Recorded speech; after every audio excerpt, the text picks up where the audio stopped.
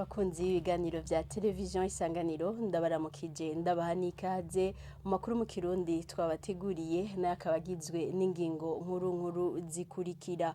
Umukuru w'igihugu c'u Burundi Evariste Ndayishimiye ahamagarira ugwaruka kugendera indero runtu nayo abavyeyi abahamagarira kugarukana umuco mwiza wo guhanura abana babo. Hari kuri uyu wa kane mu nyigisho yahaye ugwaruka mu Maramvya ariko habera igikorane c'amashimwe ku myaka 3 iheze arongoye igihugu c'u Burundi. Imiliyoni zirenga 30 nizo zikenewe n'abavyeyi ba Nitunga Adele Blessing kugira bamujane kumuvuza mu gihugu c'u Bubiligi, bagasaba ko uwo bishobora wese yobafasha. Muravyumva mw'idonido ry'aya n'ayandi ni mukanya isasi.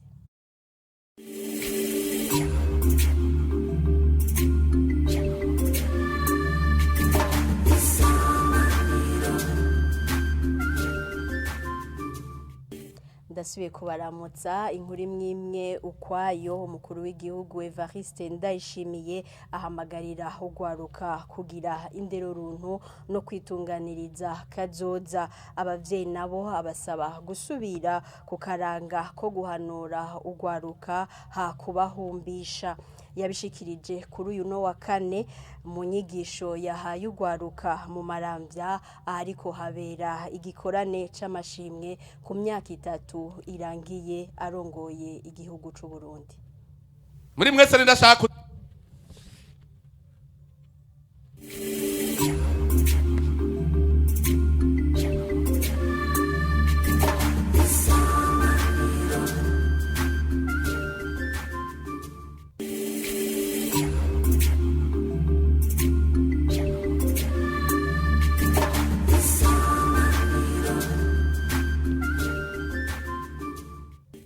muradutunga kurako kagorane. Nkuko nari mpeje kubivuga, umukuru w'igihugu Evariste Ndayishimiye ahamagarira ugwaruka kugendera indero runtu no kwitunganiriza kazoza. Abavyeyi nabo akabasaba gusubira ku karanga ko guhanura ugwaruka hakuruhumbisha. Yabishikirije kuri uno wa kane mu nyigisho yahaye ugo gwaruka mu Maramvya ahariko habera igikorane c'amashimwe ku myaka 3 iheze arongoye igihugu c'u Burundi. muri mwese ndashaka kuzopfa sega. Ninde muri mwese ubunyene hinduka? Uwuzi yuko atazopfa sega ubunyene atayo guhinduka. Ukore ibijanye n'inzira y'Imana. Kuko Imana ntiheranwa. Je ndabwije ukuri. Imana ntiheranwa. Shaka ugire gute uzovyishura. Hajya andabwire mwagwarukamwe icambere usonere so na nyoko n'abakuruta bose. Kuko umuntu wese akuruta ni nk'umuvyeyi aguha impanuro aho muhuriye hose. Mbega abavyeyi bo baracahanura. Basigaye abavyeyi abantu bakuze ari bahumbisha abana. Erega Burundi twashobora kubuzanira umuvumo mu bintu abantu batazi. Nimumenye muti nja hehe muhategure. Bibagora bitagora byose menya iyo uri kuraja gusa. Haragoye gushikayo nta nzira nimwe yigera yoroha imwe ntibaho. Ano makuru arabandanya. Ibiganiro vya politike hagati y'u Burundi n'ubumwe bwa Burayi bibaye mu gihe u Burundi buriko bugaruka ku rubuga mpuzamakungu no gw'akarere cane mu gufasha mu bijanye n'amahoro n'umutekano. Bishikirizwa n'umushikiranganje w'u Burundi ajejwe imigenderanire n'ibindi bihugu mu nama igira 5 y'ivyo biganiro kuri uno wa kane. Albert Nshingiro afatira ku buhinga u Burundi bwerekana mu gufasha mu karere mu gufasha nako mu karere n'ibindi bihugu byo mu mugabane wa Afrika mu kugarukana amahoro. Ibiganiro vya mbere twabitanguye haraciye igihe kugira ngo ubwa mbere na mbere twiga ingene vya bihano vyafatiwe Burundi vyovaho. Ibiganiro twakoze muri ico gihe vyatumye ivyo bihano vyafatiwe Burundi bihava ubu rero ibiganiro biguma bibandanya kugira ngo tuvugane ingene twaguma dukorana mu bijanye no gufashanya n'imigenderanire hagati y'ibihugu byacu cyane cyane igihugu cy'u Burundi n'ibihugu bikoze umuryango wo mu Burayi. Twaganiriye ibijanye n'imigenderanire hagati yacu n'ivyo bihugu, turaraba aho tuvuye aho duteye tuko turaja kugira ngo turabe ko biriko bigenda neza, hari ikitagenze neza dushobora gukosora kugira ngo imigenderanire igende imera neza gusumba.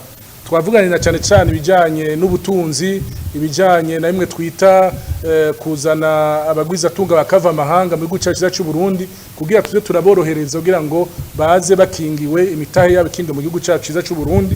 Twavuganye kandi n'ibijanye no guteza imbere agateka kazina muntu. Nababwiye yuko iby'agateka kazina muntu ari ibintu dukora ku neza y'abene gihugu bacu kubera bifasha bene gihugu kwiteza imbere bagakora batuje. Twavuze yuko Burundi burimwo demokrasi mugaba ari demokrasi nshasha kiri ntonya, hama nawe akaba ari amademokrasi yagiye kuva kera, yuko tutokora icyo gikorwa cyo kimwe mugabo ko dugifise ivyo dubwiza gukosora buke buke mugabo ko ivyiza vyinshi biko birakogwa ibisigaye gukosorwa na tuzobikora ku neza y'abarundi bacu kandi nabo nyene bafite ico bafasha bagafasha kugira ngo ceko wakigende neza. Twavuganye n'ibijanye n'amahoro n'umutekano mu karere, turababwira nabo nyene barabibona ingene igihugu cacu kiho kirakora uko gishoboye kose biciye kwa nyene icubahiro mukuru w'igihugu cacu cy'u Burundi yuko yafashe ya mbere kubera ari nawe warongoye akarere kugira ngo akore ko bishobora kose afatanije na bagenzi we kugira amahoro yo ngaho mu gihugu ca Kongo ashobore kugaruka, kuko murazi igihugu ca Kongo cahavuye cinjira mu muryango turimwo. Ubu rero twibaza yuko tutoguma turorera ibiriko biraba aho muri Kongo, dushaka kugifasha kugira ngo kironka amahoro, hanyuma tuze turafashanya mu bijanye iterambere, ibintu by'amahoro by'umutekano n'amahoro byavuye mu nzira. Ibindi twavuganye n'ibindi tugiye gukorana mu misiza kugira ngo ivyo twavuganye bitagenda neza dushobore kubikora twuzuzanya. Gushiraho ikigega gisahiriza mu gisata c'ubutare hamwe no gutegekanya ibihano ku baba banyegeje ubutare ni zimwe mu ngingo shasha ziri mu nteguro y'itegeko risubiramwo itegeko rigenga ubutare mu Burundi. Hemezwa iyo nteguro mu ntango zinondwi mu nama nshingamateka, Ibrahim Uwizeye umushikiranganje w'ubutare n'agataka yaremenyesheje ko ibijanye n'ibihano bizosubirwamwo n'inkuru ya Mireille Kanyange.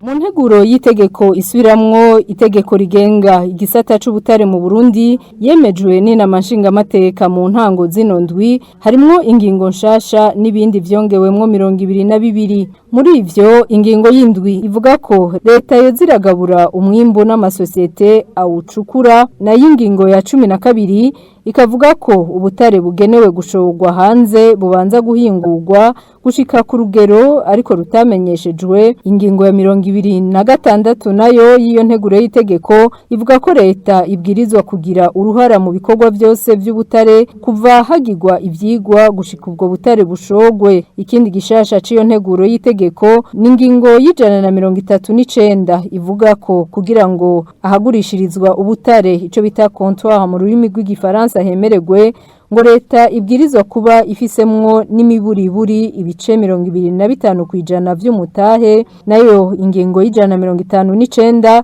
ivuga ko amakariyeri ahingurirwa aho yimbwe. Ingingo y'218 ivuga ko hashingwa ikigega kigenewe ubutare n'amafaranga jamwo ahava. Iyo nteguro y'itegeko isubiramwo itegeko rigenga ubutare n'amakariyeri mu Burundi mu ngingo yayo y'232 ivuga ko leta irihwa ku ruhombo iba yagize biturutse ku bikorwa byo gucukura ubutare.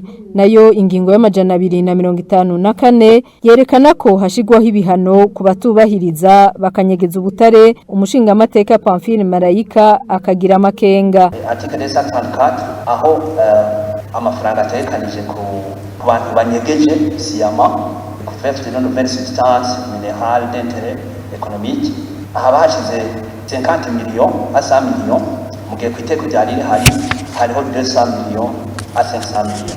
nkapropoza yuko bogaruka kuri iki gihano ca kera. Kuri ivyo Ibrahim Uwizeye mu vyajeje hari mu Butare yemera ko bikwiye guhinduka. Aho je bien noté haba kuri iri tegeko iyi nteguro y'ibwirizwa canke no ku bindi bintu biraba guhasha abantu. Ivyo nukuraba ukuntu tudoza kabisa kugira umuntu akorere ari gicu yabiriye akuya ntaze kugira ngo yiteze ngo ibihano n'ibike nzosubira. Ico tuzofashanya turaba ukuntu twodoza kuri ibi bihano. Nayo ingingo y'amajana 257 y'iyo nteguro y'itegeko ivuga ibijanye n'ingene hatunganywa amasosiyete ibikorwa vyayo byahagaritswe na leta. Iyo ngingo nyene ikavuga ibijanye n'ishira hamwe rigengwa n'itegeko ryo mu 1976. Michael Kanyange tugushimire kuri iyo nkuru yawe. Inkuru ya nyuma higize ano makuru amafaranga angana imiliyoni 33 mafaranga y'amarundi niyo akenewe kugira ngo nitunga Adla Blessing umwana w'imyaka 10 ashobore kujanwa kuvuzwa mu gihugu c'Ububirigi. Nibasumba Adeline umuvyeyi wo mwana avuga ko umwana wiwe afise ikibazo c'imitsi yo mu bwonko bituma uwo mwana adashobora guhagarara canke ngo atambuke. Asaba wo wese afise umutima wo gufasha kugira ngo uwo mwana ashobore kuvuzwa. N'inkuru ya Lidi Gahimbare.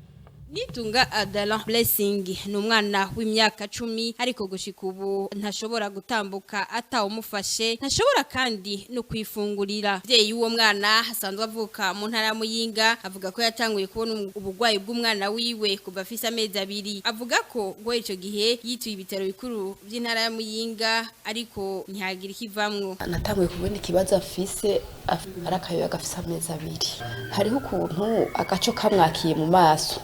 Waje ubona ariko aragira ko arerembuza amaso umwanya munini ku munsi kaguma arerembuza amaso ndavi Muyinga ndaje Ingozi naho nyene baragerageza birabananira gutora mbo ndavuga none nkuri kigabasha kuri wimwa biranka ko yapfura biranka nuko ashobora kwicara. Nyuma yaho yarituye ibitaro bitandukanye Bujumbura aho uwo mwana yakwirikiranywe n'abaganga batandukanye uvura abana n'uvura imitsi. Abo bahavuye babona ko uwo mwana afise imyaka 10 muri kino gihe afise ikibazo c'imitsi yo mu bwonko. Baca basaba umuvyeyi ko yojana kuvuza umwana wiwe mu gihugu c'Ububirigi. Ndumva umuntu ambwira ati mujani Bujumbura ku munerologe amukurabire.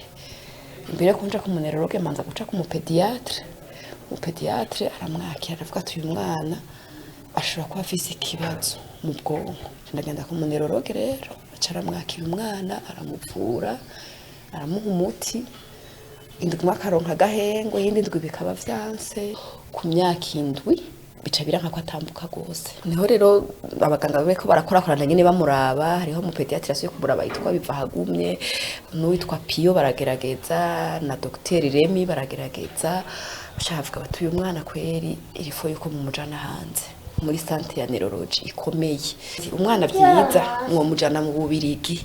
Uyo muvye avuga ko abaganga bakwirikiranye uwo mwana cyo kimwe n'ubushikiranganje bw'amagara y'abantu bamuronkeje impapuro zimuha uburenganzira bwo kujana kuvuza uwo mwana mu gihugu c'Ububirigi. Ariko avuga ko ibitaro Saint Luc byo mu Bubirigi byamusabye amafaranga agera ku miliyoni 33 kugira ngo uyo mwana ashobore kuvugwa. Ariko uwo muvyeyi we akavuga ko amikoro ari make, agasaba wese abishoboye kumufasha kugira ngo ashobore kurokora ubuzima bw'umwana wiwe. Ni santé randonderera abaganga barangirira commission médicale c'est souffrance cérébrale ku mubiri kibasha barashobora kunyishura kuri clinique universitaire Seric barambye bati umwana twomwakira vraiment kandi twomuvura mugabo aca bansaba 10,000 euros ni muri 33 miliyoni ko bagira icyaterera yoshika hano kuri Radio Isanganiro kugira ngo bamwereke uwo muvyeyi n'umwana gwaye. Lidi Gahimbare tugushimire kuri iyo nkuru yawe no kuri iyo nkuru yo gusaba ubufasha. Tugarukirije ano makuru mu Kirundi twari twabateguriye. Dushimiye mwese mwayakurikiye naho butaha.